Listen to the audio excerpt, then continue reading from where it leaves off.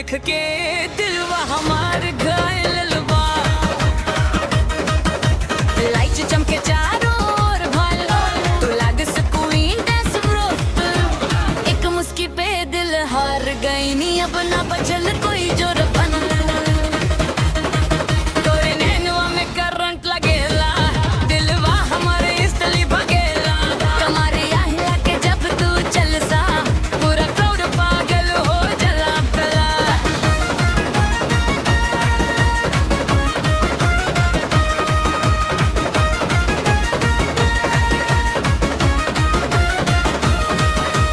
लाल चुनरिया हवा में उड़ले, दिलवा हमार धीरे धीरे जुड़ला। डीजे बोले वॉल्यूम बढ़ा 10, आज स्टेज पे बवाल मचेला। लाल साड़ी में लागे स्पाइर, देख के बढ़े दिल डिजायर। है रुड़ेला हवा के साथ, सीन हो जाए हायर हायर। नैनवा तो हर फुल शराबी, दिलवा हो गईल नवाबी। स्टेज पे तू एंट्री मार, बाकी सब लगे खराबी।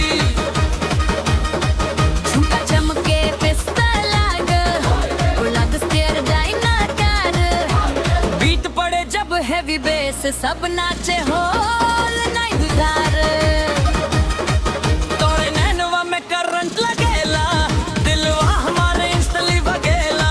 हमारी आहिला के जब तू चलसा, पूरा कर लाल वाले है बुलंद।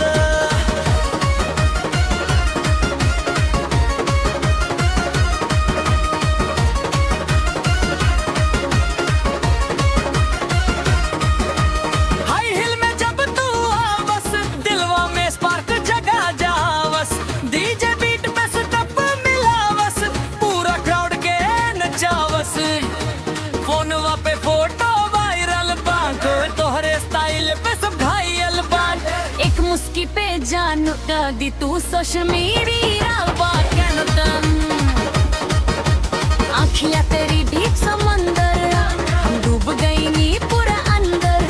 तू बोले मीठे दूगो बात, दिलवा हो जाए सरेंडर।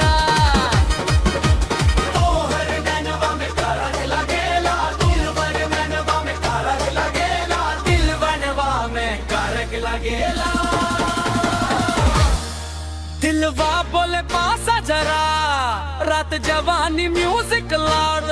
आज बना दे पार्टी क्राउड दा। आज की रात बने ड्रीम में, तू आगे आगे हम पीछे, सीन लगे फुल मूवी टीम सा। तोरे नैनवा में करंट लगाला, डीजे पे पूरा स्टेज हिलाला। कमरिया हिले ता दुनिया डोलला, पूरा कोर में हो दे नो बकलला।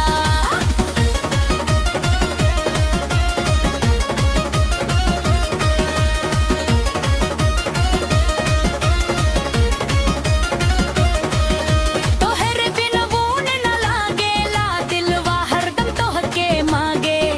जब तू पासे आके हंसे, सांस भी स्वीट हो जाला आगे। स्टाइल तोहर फुल डेंजरस, दिलवा हो जाला ग्लैमरस। स्टेप पे स्टेप जब साथ मिले हमनी के, वाइब हो जाए फेमस। नैनवा तो हर चमके रात में, दिल फंस गइल थोड़े बात में। तू क्वीन डांस फ्लोर की जान, बाकी सब